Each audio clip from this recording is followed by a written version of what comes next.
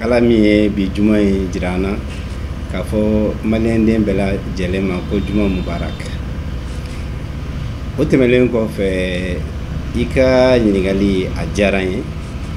ka sabuya kɛ don tɛmɛlenw na an kun masalala politiki kadiri kɔnɔna na. N y'a jira bɛɛ lajɛlen na k'a fɔ min ye politiki baara ye ne ye n yɛrɛ fosi ka b'o la fɔlɔ. Donc bi ni sera ma ni secteur privé ni a bɛ fɔ a ma ko sɔrɔ bosocogo a n'a bosolibaw. Donc a diyara n ye a bonyana n ma ka sababuya kɛ min ye effectivement i y'a fɔ k'a fɔ ko an bɛ waati min kɔnɔna na bɛɛ lajɛlen ye faamuyali sɔrɔ a la k'a fɔ ko an ka finitigiw olu bɛ wulikajɔ la, wulikajɔ min en tout cas ko caman bɔlen b'a kɔnɔna na. Aya an hakilina b'a kan ni ala ka dɛmɛ k'a fɔ an ka finitigilika ninnu an bɛna se sɔrɔ juguw kan. Mais tiɲɛ de don bi gɛlɛya bɛ yen. Ni mɔgɔ min ko gɛlɛya tɛ yen o kɔrɔ ye i ma wuli ka se sugu kɔnɔ. Ni mɔgɔ min ko gɛlɛya tɛ yen o kɔrɔ ye i ma wuli ka se baaradaw la. Mais nin waati ninnu ye muɲu waati ye, nin waati ninnu ye sabali waati ye, nin waati ninnu kɛrɛnkɛrɛnnenya la nin ka kan ka kɛ sababu ye an bolo an bɛ se ka hakiliw jagabɔ cogo min na pour que taalen ɲɛfɛ, parce que gɛlɛya kɔnɔna de la i bɛ sɔrɔ i b'a boloda yɔrɔ ɲuman a taabolo ɲuman i bɛ se k'o sɔrɔ. Donc vraiment n'i y'a ta k'a lajɛ bi waatiw tɛmɛna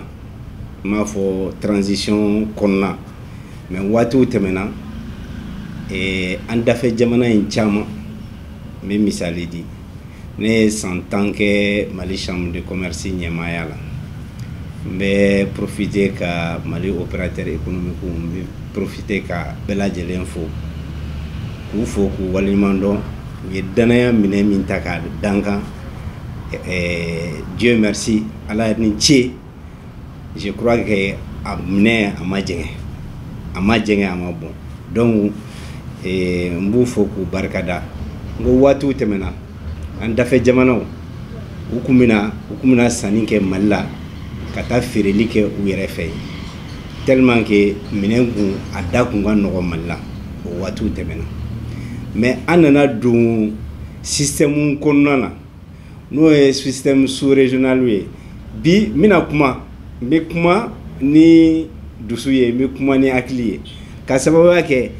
ne b'a fɔ waati dɔw tɛmɛlen n ko ni organisation sous-régionale ninnu i y'a faamuya n k'a tɛ nafa foyi lasera an ma sɔrɔ kadiri kɔnɔna na. N'i y'a fɔ ko an dafɛ jamanaw kun bɛ na ka na sanni kɛ anw fɛ yan ka taa feere u yɛrɛ fɛ yen a n'a kɔrɔ bɛ ɲɔgɔn na parce que nɔgɔya da dɔw kun dayɛlɛlen bɛ an ye mais a fɔra ko kow bɛɛ kɛra kelen ye ko fɛnw uniformiser la k'u bila point kelen na. Donc a kɛra sababu ye sisan nɔgɔya min tun b'anw fɛ ni mɔgɔw bɛna sanni kɛ ka taa n'a ye o nɔgɔya tɛ yen tuguni parce que an n'u bɛɛ bilala point d'égalité kelen kan. Bon ni bɛɛ bilala o cadre kelen kɔnɔ jamanaw ka situation géographique tɛ kelen ye, jamanaw ka sɔrɔ cogoya tɛ kelen ye, jamanaw ka politique commerciale tɛ kelen ye. A ka ca k'a fɔ dadigi bɛ kɛ dɔ la. Bon dadigi kɛra jɔnni na a kɛra anw de la. Donc mɔgɔw ka faamuya n'o faamuyali cogo ye.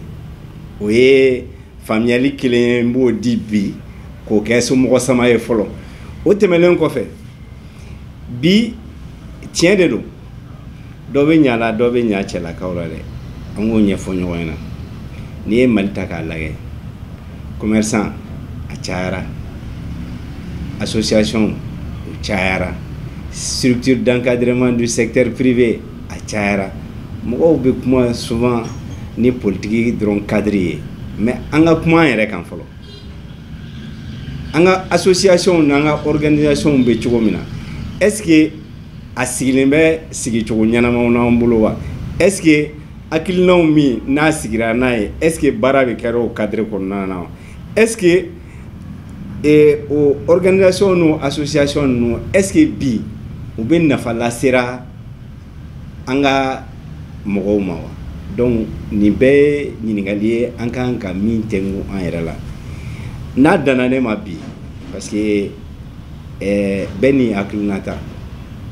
ne tun bolo association cayara caman kan ka b'o la mɔgɔw kan ka miiri bi k'a fɔ an kan ka taa spécialisation cadre kɔnɔna na spécialisation ni n ko spécialisation a bɛ autorités interpeller a bɛ opérateurs économiques interpeller ka sababuya kɛ mun ye Mali la bi n'i taara k'i bɛ kɛ registre de commerce mɔgɔw b'a fɔ registre de commerce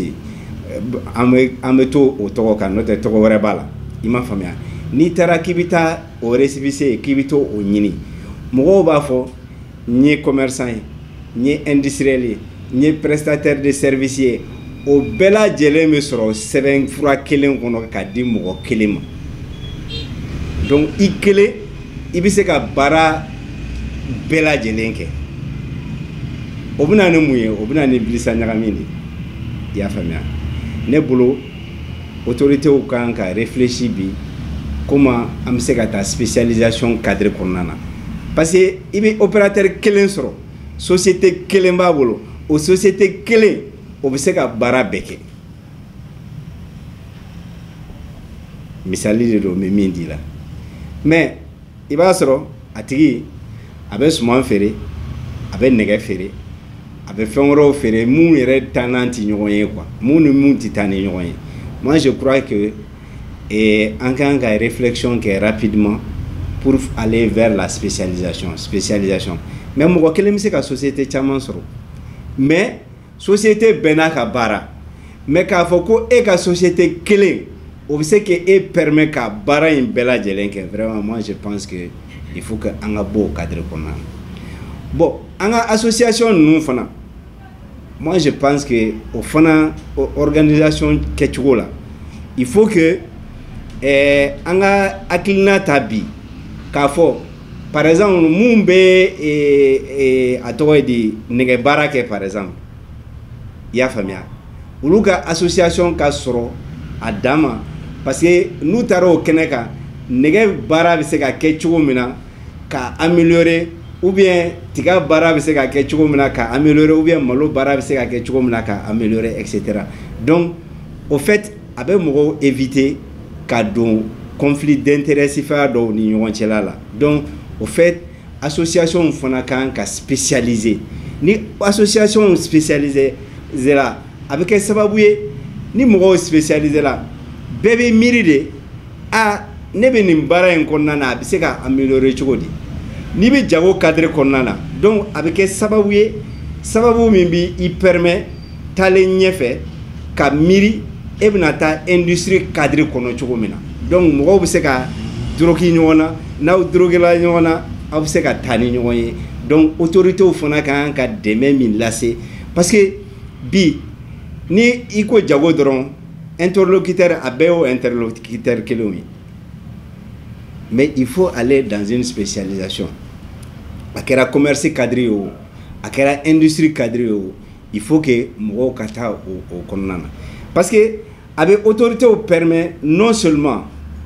ka cadrage ɲɛnaman kɛ mais a bɛ opérateur économique fana permet ka avantage ɲɛnaman ɲini o avantage ɲɛnama ɲinili a bɛ se ka kɛ sababu ye jamanadenw bɛ lafiya lafiya ye fila ye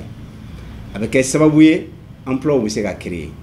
a bɛ se ka kɛ sababu ye fana recherche bɛ se ka créer ni ko recherche bɛ se ka créer a bɛ yiriwa ko fɔ n'a ye yiriwa ko fɔ a bɛ jamana fana ka taaɲɛ ko fɔ parce que n'a bɛ taaɲɛ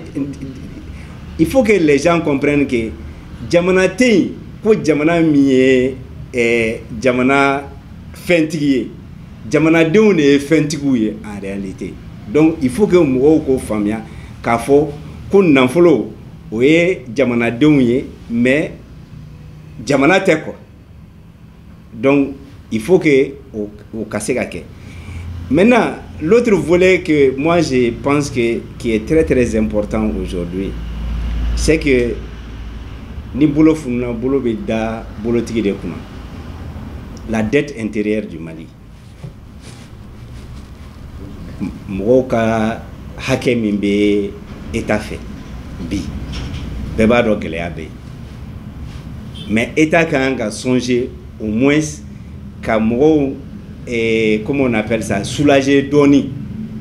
au fur et à mesure parce que cercle de don cercle min de don n bɛ segin a kan tuguni. L'État est le premier client du secteur privé. C'est-à-dire que l'État du secteur privé est un client follow. Et le client le plus crédible que le secteur privé a, c'est l'État. Parce que il y a famille. L'État de Bisseka Sanimbake, l'État de Bisseka Djigiofa, l'État de Bisseka Demain Lassé. Donc, au partenariat État-secteur privé, au camp a renforcé. A bɛ renforcer mun kan a bɛ renforcer danaya kan a bɛ renforcer mun kan a tɛ renforcer répression kan a bɛ renforcer de k'a fɔ mɔgɔw n'u hakiliw bɛ jira ɲɔgɔn na échangew bɛ kɛ bɛɛ ka participation ye min ye donc bɛɛ ka participation ye min ye o de bɛ se ka État fana permet ka recette ɲɛnamaw kɛ douane na ka recette ɲɛnamaw kɛ impôt la donc ka recette ɲɛnamaw kɛ service de recettes de l'État ou bella djelena. Donc moi je pense que il faut que le dialogue là, c'est-à-dire comment ñogonya akanga renforcer mo ni ñogon ci la. Maintenant mina do détail dama kono bi ko ñefo mina ndado sugu la. Bon ni ngo min ndado sugu la a doma jonjon ne b'a fɔ yena parce que tiɲɛ na ni tinani ye min fɔ bamanye den ko la c'est que a dɔnba de y'a fi ɲɛna ne yɛrɛ min sigilen filɛ nin ye contrairement à ce que beaucoup de gens pensent mais mɔgɔw min minɛ dɔn ne yɛrɛ bangela sugu kɔnɔna na parce que ne fa ka du bɛ sugu camancɛ la ni mɔgɔ taara san bitarila bɛ sugu kɔnɔ de donc au fait ne ye sugu kɔnɔ den de ye n fa commerçant n ba commerçant bon ala barika la anw yɛrɛ kɔni an somɔgɔw y'an diriger an sera ka kalanw kɛ ka dɔnni wɛrɛw sɔrɔ ka fara an taw kan i ma faamuya bi sugu bulon n bɛ kuma kan sugu problème ye mun ye il faut que mɔgɔw k'a faamuya fɔlɔ sugu kɔnɔ i tun bɛ commerçant qualité 3 ɲɔgɔnna sɔrɔ 3 a fɔlɔ wa tun bɛ fɔ dɔw ma k'olu ye acheteur ye anw masaw ye acheteur parce que mɔgɔw tun bɛ nafolo d'u ma u bɛ taa burusi kɔnɔnaw na u bɛ taa sumanw bɛnɛw ni kɔlɔw ni fɛn wɛrɛw san ka na n'a ye donc n'u nana n'a ye dɔ bɛ feere dɔ bɛ di etc. a modèle filanan o ye mun b'a san k'a jago dɔrɔn u b'a san k'a jago i y'a faamuya donc sanga jago in qualité 2 b'o la dɔw bɛ yen olu bɛ wuli olu bɛ taa ɲɛɲini kɔfɛ jamana wɛrɛw la ka na n'a ye a bɛ fɔ olu ma ko import export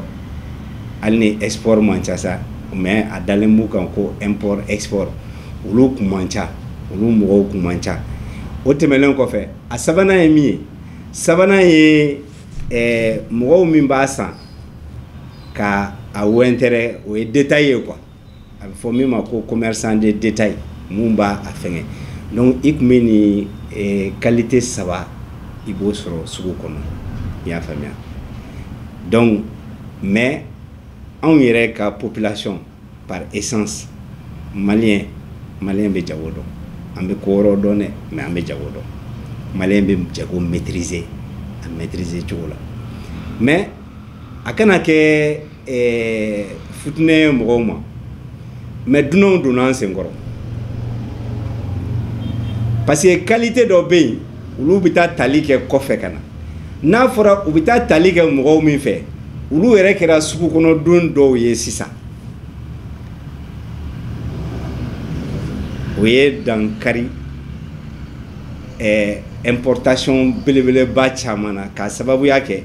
e bɛ taa sanni kɛ jamanaw min na n'a fɔra ko o jamana yɛrɛ n'a a jamanadenw y'u yɛrɛ organiser sisan ka na kɛ feerelikɛla ye anw fɛ yan o ye gɛlɛya ye bon n tɛna siya fɔ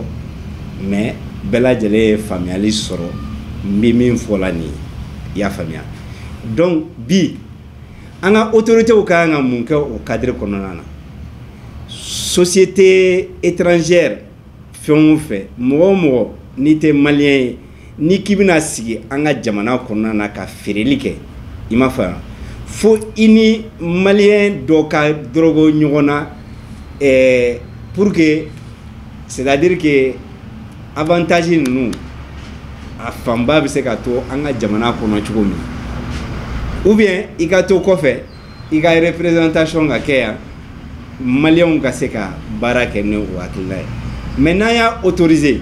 k'a fɔ ko o tigilamɔgɔw olu kana jago in kana kɛ komi anw b'a kɛ cogo min na i yɛrɛ b'a dɔn k'a fɔ o compétition ma nɔgɔ dɛ donc o ye concurrence min a taalen ɲɛfɛ a ka gɛlɛn dɔw b'a fɔ non a bɛna ni nɔgɔya ye sannikɛlaw ma a tɛna ni nɔgɔya ye sannikɛlaw ma parce que nɔgɔya ye sannikɛlaw ma olu bɛna n'a ye u b'a feere prix la u bɛ se ka prix casser ka tɛmɛ anw maliyɛnw kan mais taalen ɲɛfɛ a bɛ kɛ sababu ye mɔgɔ caman bɛ bɔ baara la denbaya caman bɛ taa kɔngɔ la donc o ye degun ye degun min donc étranger fɛn o fɛn ni i bɛ fɛ ka na sigi jago cadre kɔnɔna na i y'a faamuya n ko jago cadre kɔnɔna na ka sanni feere kɔnɔna na obligatoirement f'i ka baara kɛ ni maliyɛn donc o ye sugu kɔnɔna ye n bɛ kumana min kan maintenant mun bɛ grossisiya kɛ ani demi gros kɛ n'a fɔra k'olu fana ka détail kɛ a bɛ kɛ sababu ye ka gɛlɛya lase détaillants ma parce que olu fana b'a di prix la prix min détaillant bɛ taa ta e fɛ k'a bɛ taa wɛntɛrɛ o wɛntɛrɛ cogo e yɛrɛ b'a di la o prix la donc e ka prix o ka nɔgɔn n'o ye donc sanni tɛ kɛ o tigi kun o fana bɛ kɛ baara ye donc au fait sugu kɔnɔna o kan ka réguler bon o kan ka réguler cogo di association min b'an bolo ni association ninnu n'olu ye wulikajɔ kɛ o ni service dɔ bɛ état bolo ko direction nationale du commerce et de la concurrence olu de kan ka u tɛgɛ di ɲɔgɔn ma pour que nin baara in bɛ se ka sabati cogo min na donc mais a ti ɲɛ ne m'a fɔ ka répression kɛ dɛ a ti ɲɛ dialogue kɔ a ti ɲɛ sigikafɔ kɔ a ti ɲɛ fɛn wɛrɛ kɔ donc au fait au niveau là maintenant o sugubulon ninnu fana a gestion bɛ mairie de bolo sugubulon gestion kan ka bɔ mairie ka bolo kan ka di structure d'encadrement du secteur privé ma n'o ye chambre de commerce ye kɛrɛnkɛrɛnnenya la a fɔ mun na ka sababuya kɛ mun ye mɔgɔw min b'a kɔnɔ chambre ka lasigidenw de don chambre ka militants de don chambre ka denbaya de don moi je pense que à ce niveau mairie bɛ sɔrɔ min kɛ san kɔnɔ n bɛ segin a kan mairie bɛ sɔrɔ min kɛ san kɔnɔ o sɔrɔ san kɔnɔ ne b'a ɲini donc chambre de commerce ni mairie bɛ sigi par exemple n'i ye Sabalibugu sugu ta bi k'a lajɛ donc mairie bɛ Wusuru ni Salen na u bɛ min sɔrɔ san kɔnɔ a bɛ comptabiliser chambre de commerce o b'o saraw ye mais chambre de commerce cahier de charge la o bi obligé ka sugu jɔ ka sugubulon jɔ k'a jɔ o bɛ juru ɲini ka sugu jɔ min ka kan ka di mairie ma o bɛ di mairie ma a bɛ kɛ sababu ye jago bɛ moderniser hali an bɛ dumuni min kɛ nɔgɔ min bɛ k'a la bana min bɛ ta sugu kɔnɔna na wuluwulujiw ni k'a fɔ ko ɲɛgɛn ɲɛnamaw tɛ yen fɛngɛ ninnu olu bɛɛ bɛ bɔ yen k'a fɔ ko karata ninnu tasuma mɛnɛna na ou bien courant ye masi kɛ yan fɛ o bɛ se ka kɛ sababu ye nin bɛɛ bɛ wuli ka bɔ yen i m'a faamuya. Donc sugu o sugu commerce bi et chambre de commerce ani structure wɛrɛw bɛ se ka u tɛgɛ di ɲɔgɔn ma ka baara kɛ n'a ye. A ma fɔ ko ka extra moderne kɛ o, i m'a faamuya, mais ka dugumala labɛn ka tɔliw da, o bɛɛ bɛ se ka kɛ sababu ye tɔli feerelaw ni nɛgɛ feerelaw ni siman feerelaw ni cɛncɛn feerelaw ni maçon, o bɛɛ bɛ se ka kɛ sababu ye ka ninnu bila baara la. Donc mairie b'a ka hakɛ sɔrɔ, o ye kelen ye. Chambre de commerce olu ka lasigidenw min bɛ an'u ka militants min bɛ feereli kɛ sugu la, u bɛ feereli kɛ sugu kɔnɔna na yɔrɔ jɛlenw na, a bɛ kɛ saniya kɔnɔna na. An yɛrɛ bɛ dumunifɛnw min san, an balimamusow ni an musow ni an baw bɛ taa sanni min kɛ sugu la, u bɛ fɛn san fɛn min vraiment a saniyalen de don. Donc hali ni san nana, san bɔbɔgɔ tɛna sɔrɔ yen, hali ni san nana wuluwuluji tɛna sɔrɔ yen, hali ni san nana ou bien fiɲɛ wulila ou bien ko courant ye masi kɛ nin sugu in jenina nin jenina, a bɛ kɛ sababu ye installation bɛ labɛn ka ɲɛ, fɛn bɛɛ bɛ labɛn ka ɲɛ. Donc au fait il faut que o complicité ka kɛ chambre de commerce ani mairie ani état ni ɲɔgɔn cɛla la ani secteur privé encadrement tɔ ninnu ni ɲɔgɔn cɛla la. Donc et puis ni donna sugu kɔnɔ, il faut que an ka sugu dɔw sɔrɔ mun ye sugu spécialisé ye. Sugu dɔ bɛ yen n'i taara la i bɛ se ka fɛn bɛɛ dɔ sɔrɔ sa, mais a bɛ dɔn n'i taara nin carré in kɔnɔna na, nin carré in kɔnɔna na pièce feerelaw dɔrɔn de bɛ yen, n'i taara nin carré in kɔnɔna na suman feerelaw dɔrɔn de bɛ yen, etc etc. Et puis k'a kɛ komi jamana dɔw bɛ cogo min na, k'a fɔ par exemple nin ye sanu sugu ye, nin ye légume sugu ye, nin ye nin sugu ye. Donc o bɛ se ka kɛ yɔrɔw la pour que an ka fɛnw bɛ moderniser. Et puis n kumana spécialisation min kan, o spécialisation o bɛ se ka fɛngɛ. Donc vraiment te dire que compétence bɛ Mali la, hali n'a danna an baw ma u bɛ taa sugu la, u bɛ taa feereliw min kɛ. Ne yɛrɛ c'est le lieu miiriyajigiw ni hakilijigiw de don. Anw yɛrɛ baw tun bɛ feereli kɛ sugu la, i y'a faamuya, o y'anw yɛrɛ mansaw ye. N bɛ dubabuku ye, ala k'u bɛɛ dayɔrɔ ala k'a nɛɛma. Mɔgɔ o mɔgɔ n'i tulo bɛ ne na, ne ni ɲɔgɔnna caman dɛ, an caman bɛ yen mun wolobaw tun bɛ feereli kɛ sugu kɔnɔna na, ne yɛrɛ woloba b'o la. N teri caman bɛ yen an ɲɔgɔn sɔrɔ o cadre kɔnɔna na. Donc vraiment n bɛ foli kɛ, u tun bɛ yɛlɛn camion sanfɛ ka taa suguw jɔ. Sangaw tulo bɛ na, mɔgɔ wɛrɛw tulo bɛ na, mais ko bɛɛ n'a don, ko bɛɛ n'a waati. Maintenant hali o transport mixte min an somɔgɔw bɛ yɛlɛn camion sanfɛ ka taa sugujɔw ni fɛnw min kɛ, vraiment a kan ka moraliser ka caman bɔ a la bi, parce que camion bɛ bin n'u ye tuma dɔw la. Ne yɛrɛ woloba camion binna n'a ye siɲɛ 2. Donc c'est dire que u ni minɛnw bɛ nan minɛnw ni sugu minɛnw bɛ ɲɔgɔn kan. Donc moi je pense que ça c'est des situations qu'il faut que l'État regarde de près. Mais kun ti di kuntigi kɔ, c'est en concertation, c'est-à-dire que sigikafɔ de bɛ se ka nin bɛɛ ɲɛnabɔ. Maintenant jamana fɛn o fɛn n'i bɛ production kɛ, a ka kan, parce que n ye camion ko kuma fɔ nin ye sisan, parce que zone de production, par exemple ni tomati ou bien jaba bɛ sɛnɛ nin yɔrɔ in na, ou bien zɛrɛn bɛ sɛnɛ nin yɔrɔ in na, ou bien nin bɛ sɛnɛ, pour que a ka se lieu de consommation na, fo mobiliw de ka ta o. I m'a faamuya. Bon pour l'instant an bɛ débrouiller la. Dɔw yɛrɛ b'u ka sɛnɛ kɛ, n'a bɔra ka ton waati dɔ la, ala tali a ka gɛlɛn u ma. Bon tout ça o ye perte ba de ye jamana kɔnɔ. A bɛ dɔw yɛrɛ décourager sɛnɛ la, a bɛ dɔw décourager taalen ɲɛ na. Donc moi je pense que même à ce niveau an kan ka solution dɔw ɲini, solution min bɛ se ka kɛ solution alternative ye mun bɛ se ka an ka baara ninnu a bɛ se ka ɲɛ an bolo cogo min na. O tɛmɛnen kɔfɛ, taalen ɲɛfɛ, komi an bɛ CES kɔnɔna na parce que mɔgɔw bɛ AES fɔ maintenant ne bolo an bɔra AES ko la sisan an bɛ CES ko de la confédération an ka lieu de production u kan k'u miiri sisan terrain parce que jamana fɛn o fɛn développé la arayi de ye caman ka développement nɔgɔya a kɛra Europe ye o a kɛra Amérique ye o a kɛra jamana fɛn o fɛn ye i b'a ye u bɛɛ kalakalala ɲɔgɔn na ni terrain siraw de o terrain sira ninnu olu kan ka évoluer rapidement goudron ka ɲi mais goudron entretien ka gɛlɛn goudron ka ɲi an ka dugumakolo la goudron mana da a tiɲɛli durée de vie a man jan donc moi je pense que ole ka an ka segin kow kan don o don yɔrɔw bɛ yɔrɔ la olu kan ka se ka kala ɲɔgɔn na donc transport cadre kɔnɔna na parce que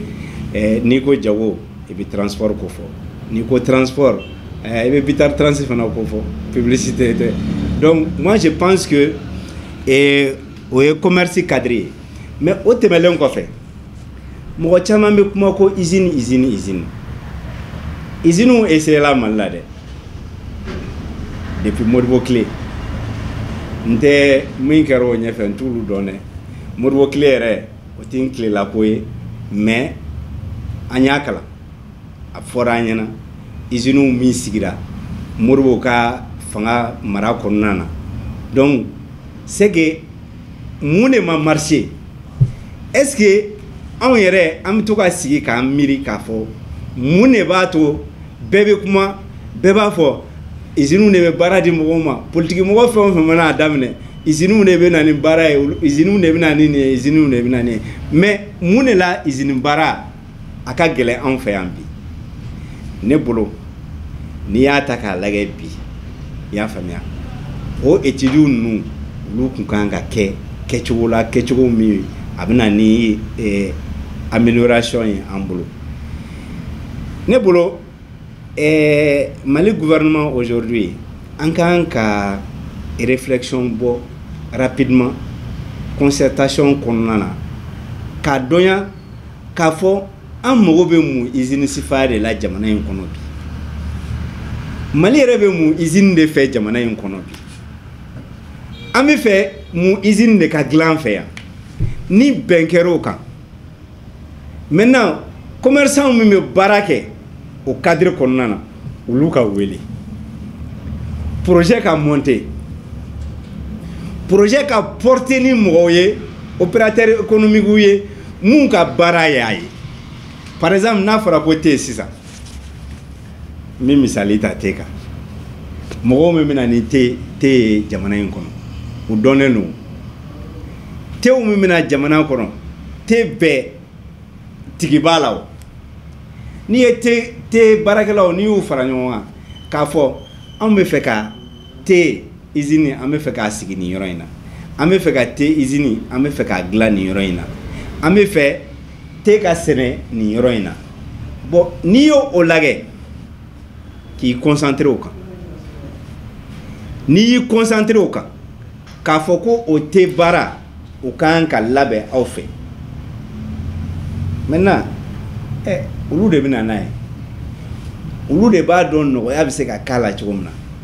donc usine min kan ka dilan a bɛ dilan ni fɛɛrɛ min ye olu bɛ sanni kɛ yɔrɔ min na u n'olu bɛ se ka partenariat kɛ cogo min na machines min kan ka san aya te min kan ka sɛnɛ o type n'o variété ninnu recherche kɛyɔrɔw b'an bolo Mali la mun bɛ se k'olu fɔ an ɲɛna k'a fɔ a te bɛ ɲɛ san a tɛ ɲɛ Buguni a bɛ ɲɛ Buguni a tɛ ɲɛ Kucala a bɛ ɲɛ nin yɔrɔ in na a tɛ ɲɛ nin yɔrɔ in na donc n'o kɛra sisan o bɛ kɛ sababu ye sababu min mɔgɔw bɛ ɲɔgɔn concerté maintenant financement bɛ sɔrɔ cogo min na état bɛ se ka nɔgɔya da min di mɔgɔw bɛ se ka actionnariat ta cogo min na donc o bɛ organiser taalen ɲɛfɛ san kelen san fila hali ni tɛ usine ma bɔ fɛn wɛrɛ bɛ se ka bɔ a kɔnɔna na min bɛ kɛ nafana ye maliyɛnw ma mais anw bolo a tɛ bɔ ten a tɛ na ten i m'a faamuya donc il faut que anw yɛrɛ k'a dɔn mun de ka d'an ye donc nɔgɔyali daw a ka ca o état bɛ se ka nɔgɔyalida dɔ di parce que au fait agrément bɛ yen agrément min bɛ facilité di maliyɛnw ma il faut reconnaître c'est le lieu de féliciter et remercier gouvernement remercier min bɛ avantage dɔw di avantage code bɛ yen quoi code bɛ yen A B ani C donc a b'i permet minɛn dɔw bɛ se ka exonérer minɛn dɔw bɛ se ka na taxation dɔw bɛ se ka bɔ a la et cetera nin bɛɛ bɛ négocier donc mais il faut que état yɛrɛ ka participation ka yala hali ni fitinin de don parce que l'état doit être le gendarme de la chose pour que a bɛ se ka marcher donc o bɛ kɛ sababu ye mɔgɔw min bɛ importation kɛ caman bɛ bɔ importation na au fur et à mesure a bɛ bɔ an yɛrɛ fɛ yan a bɛ kɛ tare ye avec des normes min u bɛ min importer donc a bɛ k'o ye maintenant wari tɔ a bɛ sɔrɔ cogo di hali ni financement ma sɔrɔ a bɛ fɔ min ma ko épargne nationale c'est-à-dire que jamanadenw yɛrɛ population yɛrɛ bɛɛ lajɛlen bɛ se ka participation ta ni entreprise ninnu na a bɛ se ka kɛ action bɛ kɛ 10 000 francs ye donc opérateur baw ma se ka min ta du secteur a bɛ se ka bila sugu la e bɛ se ka dɔ t'a la ne bɛ se ka dɔ t'a la ne ka baarakɛlaw bɛ se ka dɔ t'a la et cetera donc 2000 donc n'a taara ni projet monté la o cogo la a ka ca taalen ɲɛfɛ ni e bɛ fɛ k'i ka 2000 feere i bɛ se k'a feere 3000 i bɛ se k'a feere 4000 o b'a sɔrɔ société yiriwala donc e yɛrɛ bolo action ni a mago ɲɛ tɛ ye bi o bɛ se ka kɛ ten donc moi je pense que ça c'est un principe que il faut déjà o ye industrie cadre ye bon ni n ko bɛ kuma nin ni n ko bɛ kuma bɛɛ kan an bɛ se ka san kelen kɛ a kunna parce que tiɲɛ na ne yɛrɛ Dieu merci n y'a fɔ cogo min na n ye opérateur den ala ye n yɛrɛ garijɛgɛ o secteur kelen kɔnɔna na bon min ye difficulté ye bi usines na usines min bɛ yen bi il faut que état ka wuli ka jɔ kɛ o wuli ka jɔ bɛ sɔrɔ cadre damadamanin kɔnɔ bi parce que n'i y'a jateminɛ ni bolo fununa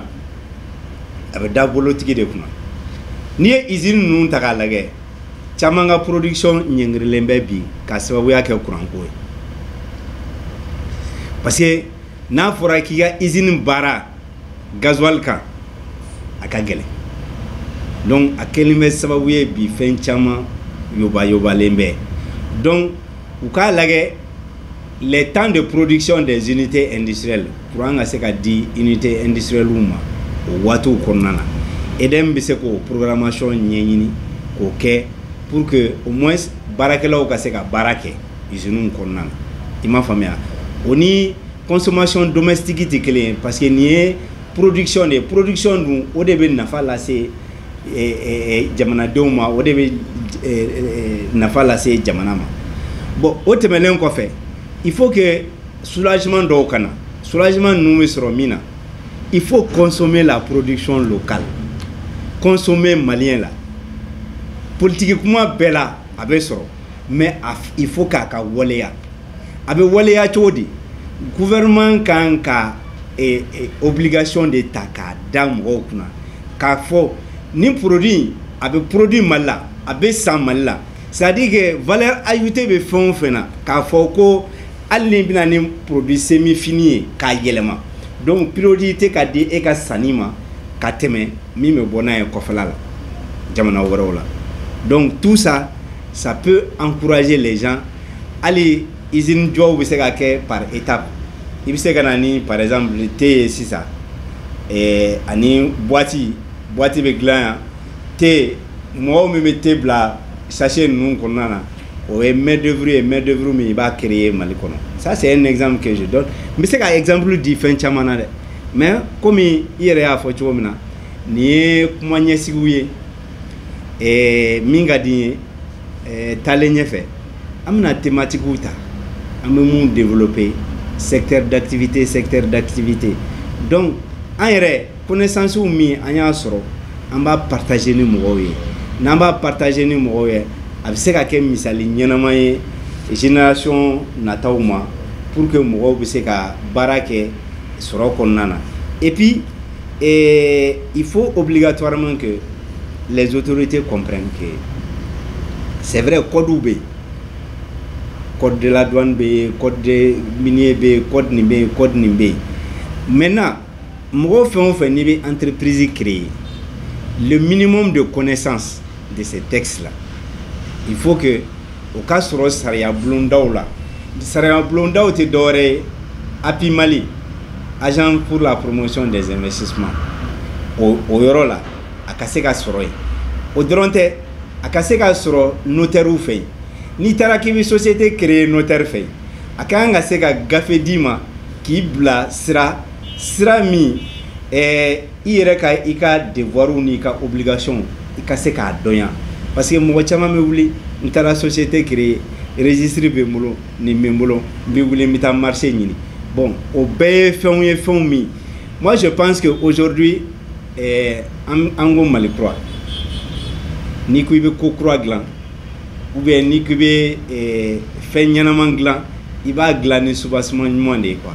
Donc, bi, ala y'an garijɛgɛ kɛ nin ye ni ɲininkali wɛrɛ b'i bolo n'o tɛ a ka di n ye de temps en temps an ka masala secteur privé organisation kow kan et puis jeunes bɛ se ka orienter et n'a y'aw diya fana an bɛ se ka to ka table ronde kɛ i m'a faamuya a bɛ se ka jeunes wele u bɛ na min b'u inquiéter problème min bɛ yen. Am se ka anga explication d'u ma am se ku orienter vraiment an b'a kɛ ni nisɔndiya ye an b'a kɛ ni jamana kanu ye an b'a kɛ surtout pour que an bɛ situation min kɔnɔna na an ka se ka bɔ a kɔnɔna na et puis il faut que tous les marchés de l'État transparence tɛ dɔwɛrɛ ye dɛ transparence ye k'a bila bɔlɔlɔw sanfɛ. Car ça est, ni marché in sort. Il m'a famille. Ça va permettre faire chamambe. Nangogo wa yuru kele. Yuru we kele tenu. Ni benye sur le me fenkele na. Il y a d'autres amandis. Donc moi je pense que en cas nous on placera au cadre de ce fait. En tout cas, moi je me réjouis qu'aujourd'hui des marchés mi ayata ka nyeshima. Sinon, pratiquement, j'avais décidé de ne plus parler sur les réseaux. On avait l'aérodiment chaque semaine ou chaque mois dans un secteur d'État, au-delà de la politique, qui n'a rien à voir avec la politique. Il n'a pas qu'à vous sauver. Ce qui voit à d'autres, quand tu m'en vas, nous dans la développé. Donc, comme pour le moment, on a dit à nous sauver, avec elle, même si on a continué, là, l'aérodiment, on a mis en sort, numéro la même numéro 1. Bon, Amé Framingani et Nguntergadoma, c'était avant-hier. Antumbe Barula, Antumbe Bolontalaga, Ambe Barula. Ngamango, Agogo, Nekoko, politique, nous commence en Borola. Comme, ko Jamana Tola, ko opérateur économique, Boulou politique, ko Jamana Tone, Anga réalité tikele. Ngome, avec Foko, ngo ni ngani abalema ngaka nga démissionner comme Sorasu afora Sorasu ka démissionner chokomina ka ke candidat ngo opérateur économique fana ni ngani abima ka politique ngi fana ka de ko way ko parce que an ya nene sisa an me so ngani fo quoi nyake yele ko baro ngo bo ngo nebi min fayena ima famia ngo nye zanani ndo dai ngo nti se ko fo bololo en sanfɛ a yɛlɛla fo a b'a kɔnɔ minɛ a ko cɛ ni na non mande a fɔra ko ni min bɛ se min na o ka bila o la fɛnw kun ɲagamilen tɛ ɲɔgɔn na o min bɛ se mɔni na o ka mɔni kɛ min bɛ se sɛnɛ na o ka sɛnɛ kɛ min bɛ se jago la o ka jago kɛ ni société organisée len bɛ ten i m'a faamuya a ka ca Ala fɛ dans la société, nous, c'est pourquoi je parle de la spécialisation aujourd'hui. Et Talenye fait hier à Fochomna. En tout cas, à remercier. Et toujours est-il dit que Mboka Blala, mais Jamana Blala, mais Jamana Donga Blala, à Ketobe Kumaina Wasala.